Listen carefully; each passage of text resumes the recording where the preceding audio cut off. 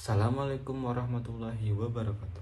Perkenalkan, nama saya Muhammad Rialdi dengan NIM 2214298. Di sini saya akan membuat video untuk menyelesaikan tugas UTS mata kuliah Ekonomi Internasional. Video yang saya akan buat yaitu tentang pengaruh kebijakan moneter negara maju terhadap perekonomian negara berkembang. Oke, baik, langsung saja kita akan langsung masuk ke videonya.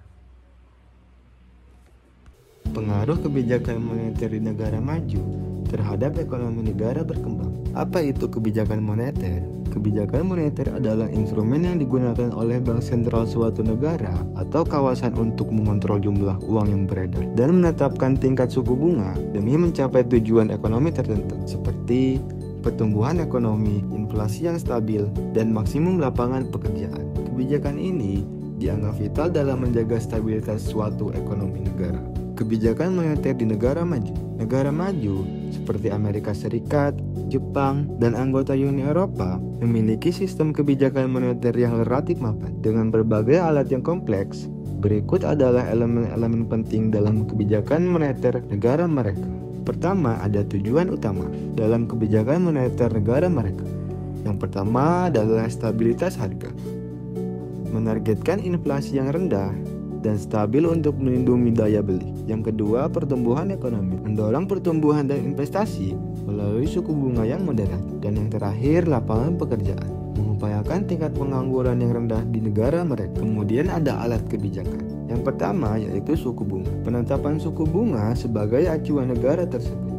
Misalnya, Fed Funds Rate di Amerika Serikat. Penurunan suku bunga dapat merangsang pinjaman dan investasi, sementara kenaikan suku bunga berfungsi untuk menahan inflasi. Yang kedua, operasi pasar terbuka. Bank sentral melakukan pembelian atau penjualan surat utang pemerintah untuk mengatur jumlah uang dalam perekonomian negara tersebut. Kemudian yang terakhir, persyaratan cadangan, menentukan proporsi tertentu dari deposito yang harus disimpan bank dalam cadangan. Perubahan ini akan mempengaruhi kemampuan bank untuk memberikan pinjaman.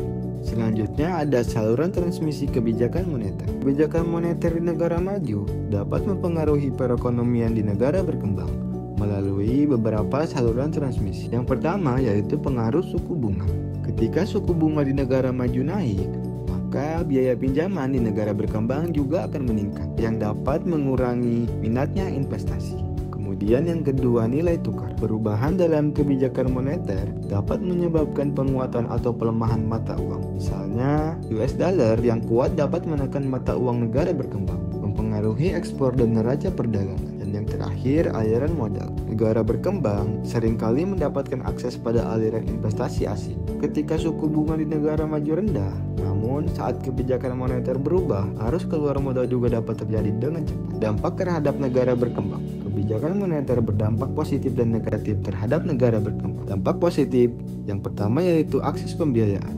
Ketika suku bunga rendah, maka negara berkembang dapat mengambil peminjaman yang lebih murah untuk investasi pembangunan. Kemudian peningkatan FDI. Kebijakan akomodatif dari negara maju dapat meningkatkan minat investor asing untuk berinvestasi di negara berkembang. Selain dampak positif, tentu juga ada dampak negatif. Dampak negatif yang pertama yaitu volatilitas ekonomi. Negara berkembang cenderung mengalami ketidakstabilan ekonomi. Ketidakstabilan ekonomi yang lebih besar akibat arus masuk dan keluar modal yang cepat. Kemudian yang kedua, risiko inflasi yang tinggi. Fluktuasi nilai tukar dapat menyebabkan kenaikan impor yang mendorong inflasi. Kemudian yang terakhir, resesi global. Penurunan permintaan dari negara maju dapat mengakibatkan penurunan pertumbuhan ekonomi di negara berkembang. Di sini ada beberapa contoh kasus dari kebijakan moneter negara maju terhadap perekonomian negara berkembang. Contoh pertama yaitu krisis keuangan global yang terjadi pada tahun 2008. Akibat dari krisis ini, negara berkembang seperti Indonesia mengalami penurunan signifikan dalam investasi asing dan ekspor, menunjukkan betapa rentannya mereka terhadap kebijakan dan kondisi ekonomi negara maju. Kemudian contoh kasus yang kedua yaitu kebijakan suku bunga Amerika Serikat. Saat Federal Reserve menciptakan kebijakan suku bunga rendah, negara berkembang seperti Brazil, Turki mengalami inflow yang signifikan dari modal asing. Namun, ketika kebijakan tersebut dibalik dan suku bunga dinaikkan, banyak negara mengalami arus keluar modal yang tajam. Tantangan tantangan dan risiko.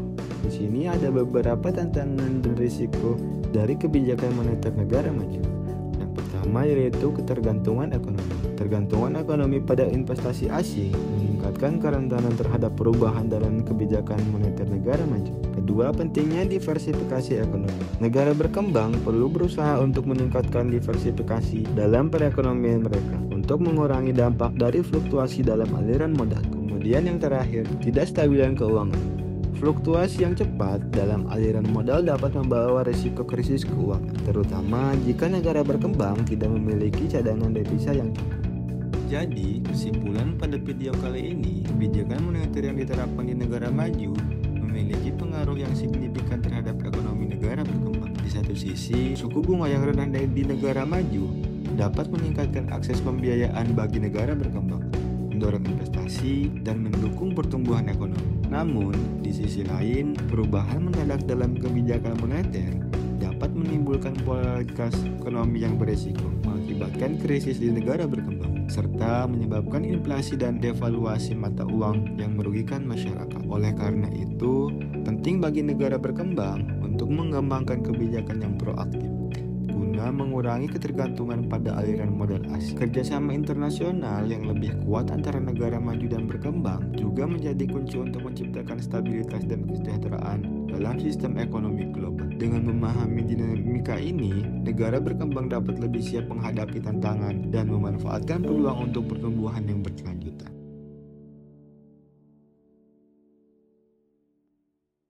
Terima kasih sudah menonton video ini. Mohon maaf apabila banyak kekurangannya. Wassalamualaikum warahmatullahi wabarakatuh.